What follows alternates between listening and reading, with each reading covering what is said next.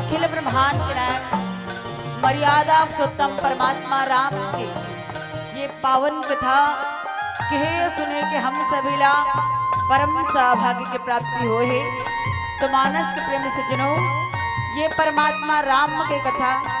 अनंत है, आपार है अथाह सागर। ये प्रभु राम के कथा ला बड़े बड़े ऋषि मुनि ज्ञानी तपस्वी मन पार नहीं लगा पैसे। तो मैं तो एक अबोध और तुच्छ अबला नारी जाती हूँ। अक्का बड़े श्री रामचरितमानस मंदाकिनी गंगा के गाथा लगा पाऊँ। फिर भी ये मोर परम सौभाग्य की बात है कि आपके पावन राम के सानिध्य में ये मान स्वरूपी मंदाकिनी गंगा में गोता लगा के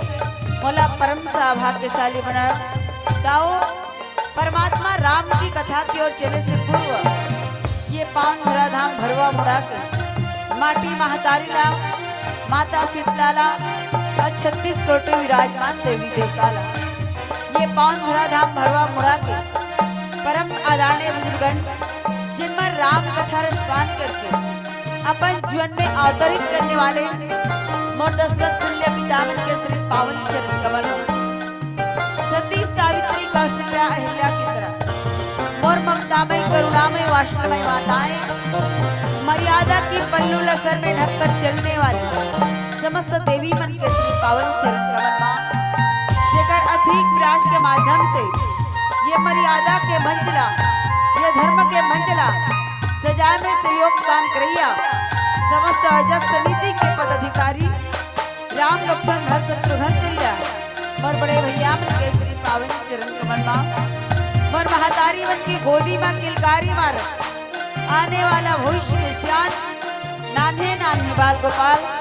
आप जम्मो जन के श्री पावन चरण कमल मां अपन गुप्तुर वाणी के माध्यम से जम्मो श्रोता समाज ला एक सूत्र में बांध के रखैया मंच के सफल सारथी मंच घोषा गुरुदेव के श्री पावन चरण कमल मां वो टूटी फूटी भाषा के वाणी ला दूर दूर तक छुड़ैया परम आदरणीय पटेल साउंड सर्विस वाले भैया के श्री पावन चरण कमल मां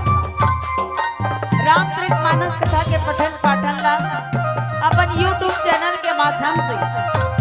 देश विदेश में बगरैया YouTube चैनल वाले भाई के श्री पावन चरण कमल मां और साधना सरगम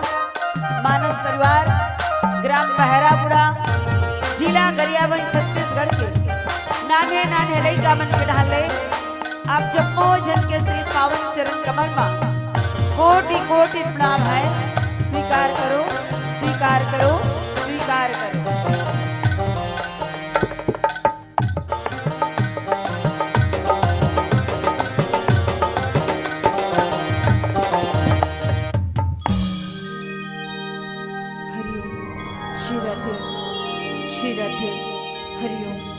श्री राधे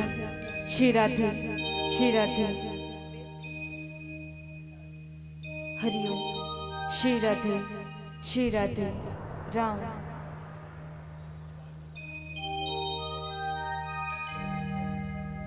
हरिओम श्री राधे श्री राधे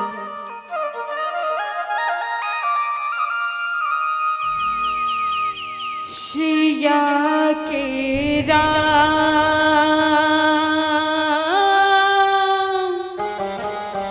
राजा राम चंद्र की जय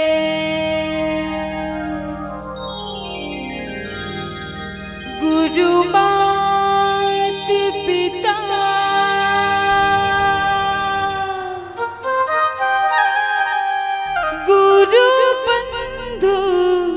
सखा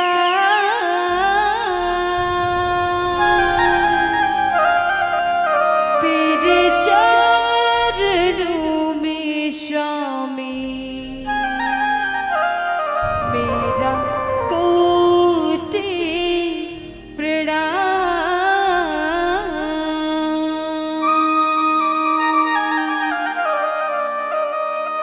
बोल दुर्गा मैया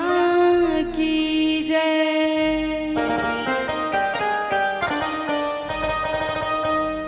मैया के सिर जे मुरैया रतनपुर मुरैया रतनपुर वो देवी के सिर जे बधा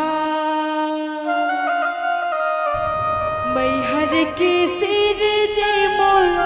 शारदा भवानी वो सुमर सुमर जाश गावो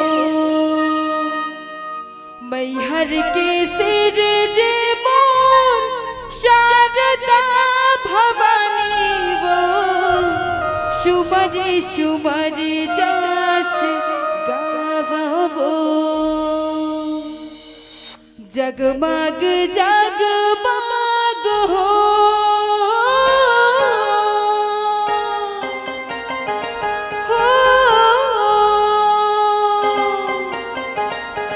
जगमग जगमग हो।